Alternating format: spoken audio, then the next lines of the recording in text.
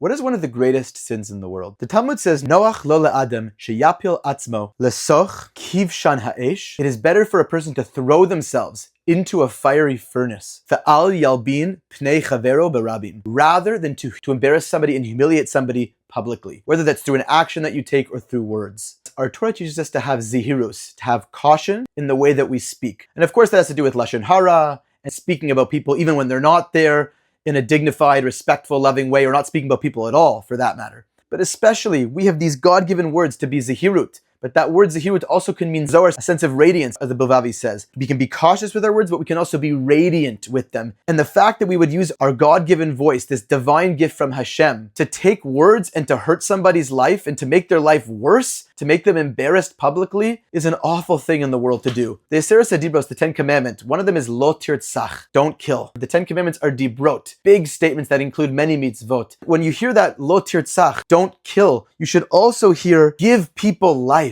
Don't embarrass somebody. That's why the Talmud says, Hamabim pnei chavero, person who humiliates their friend, berabim, publicly, ki'ilu shofech damim. It's as if they spilled their blood. Because God forbid we should ever kill somebody's body, obviously. But killing someone's neshama, by humiliating them, by taking away, as Rabbi Nachman says, their azus de kedusha, their holy confidence, their holy God spark, is such a terrible, terrible thing to do in this world. And we have to be very careful because every single person that we encounter in the world has different things that might make them feel humiliated. Humor can be an incredibly meaningful and spiritual tool in life, but never at the expense of someone's dignity. And be very careful, be very sensitive to the person in front of you. Know who you're standing by, know what might trigger them. Of course, we have to do the work to regulate ourselves and to maintain our dignity and our self-love, even if someone, God forbid, does humiliate or embarrass us or say something insensitive. But it's up to us to be people of light, to speak light for people in the world, to help people find their azus de kedusha, their holy confidence. Say words to lift people up, see their greatness,